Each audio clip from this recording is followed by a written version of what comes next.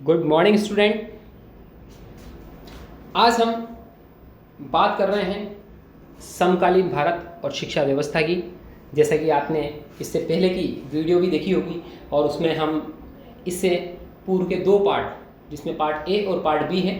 Part A में वैदिक कालीन शिक्षा और पार्ट बी जिसमें कि हमने बौद्धकालीन शिक्षा या बौद्ध धर्म की शिक्षा के बारे में पढ़ा था। आज इसका पार्ट थर्ड, जिसे मुस्लिम काल कहा जाता है, उसके बारे में हम पढ़ेंगे, जिसे मध्यकालीन शिक्षा। इसकी जो अवधि थी, इसका जो कार्यकाल रहा है वो 12वीं शताब्दी से लेकर 18वीं शताब्दी तक रहा है। मुस्लिम काल में जो शिक्षा दी जाती थी उसके उद्देश्य निम्न प्रकार हैं। पहला है इस्लाम धर्म का प्रचार करना। जैसा कि आपको पता है 12वीं शताब्दी के बाद भारत में इस्लाम धर्म का आगमन हुआ था। उसी के साथ साथ जितने भी इस्लाम धर्म को मानने वाले थे वो चाहते थे किसी भी प्रकार से हमारे धर्म का आगे से आगे प्रचार हो, हमारे ज़्यादा से ज़्यादा अनुयायी हों। इसीलिए इसका उद्देश्य था इस्लाम धर्म का प्रचार करना। दूसरा है सांसारिक ऐश्वर्य प्राप्ति।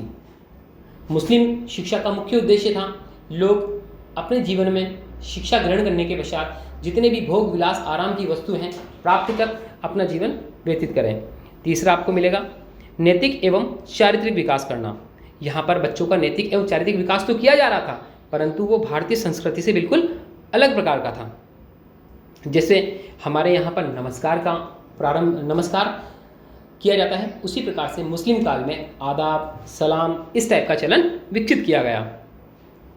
इसका मुख्य उद्देश्य 4th नंबर पे जो आप देख रहे हैं वो है शासन के प्रति वफादारी।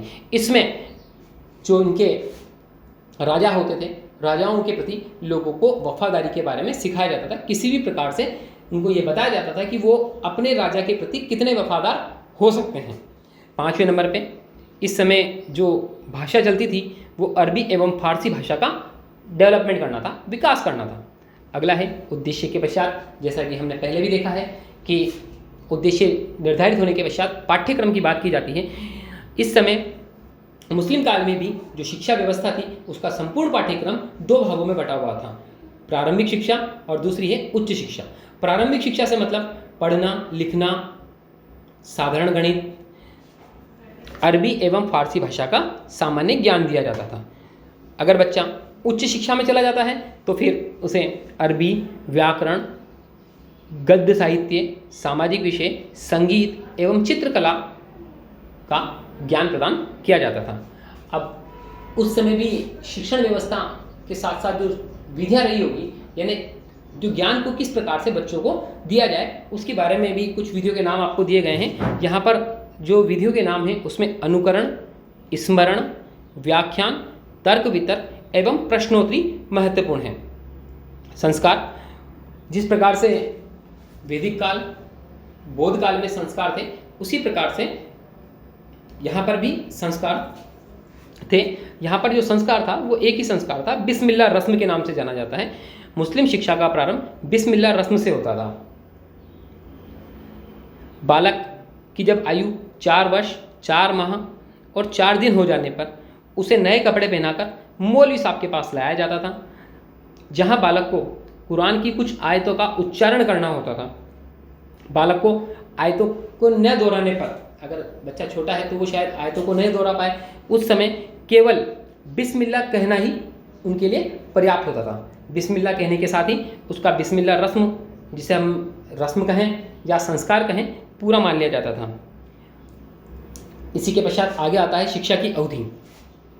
बच्चे की आयु 4 वर्ष 4 माह 4 दिन होने पर ही शिक्षा उसकी प्रारंभ होती थी। इससे पहले बच्चों को शिक्षा नहीं दी जाती थी। इस समय जो शिक्षण संस्थान थे उन्हें मदरसा या मकतबे कहा जाता था। मदरसा या मकतबे। प्रश्न इसके बाद हम देखते हैं किसी भी मदरसे या मकतबे की जो वित्त व्यवस्था होगी, प्रशासनिक व्यवस्था है, वो किस प्रकार से चलती थी। मुस्लिम काल में शिक्षा की वित्त व्यवस्था इतनी अच्छी नहीं थी जितना कि बौद्धिक काल में थी। सबसे अच्छी जो वित्त व्यवस्था थी वो बौद्धिक काल में नहीं है। क्यों? क्योंकि उस समय राजाओं ने खूब दिल खोल के बौद्धिक में दान दिया है। परंतु मुस्लिम काल में जो शिक्षा की वित्त व्यवस्था है बहुत ही खराब हो चुकी थी और आर्थिक अभाव के कारण कई शिक्षण संस्थाएं तो बंद भी हो गई थी। इसके बाद आता है शिक्षक शिक्षार्थी संबंध। किस प्रकार के शिक्षक शिक्षार्थी संबंध रहे होंगे?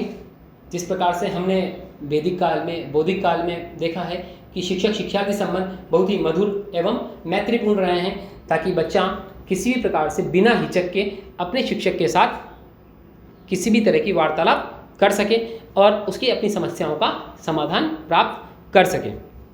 इसी के साथ हमारा आज का ये टॉपिक, जो कि इसका थर्ड पार्ट था, किसका, प्राचीन कालीन शिक्षा व्यवस्था, जिसके कि मुख्य रूप से 3 पार्ट थे। कौन से? वैदिक कालीन शिक्षा, बौद्धिक कालीन शिक्षा और लास्ट था हमारा मुस्लिम कालीन शिक्षा। ये हमारा समाप्त हो जाता है। धन्यवाद। अब इसके बाद हम पढ़ेंगे ब्रिटिश कालीन शिक्षा, जो कि नेक्स्ट वीडियो आपको मिलेगा।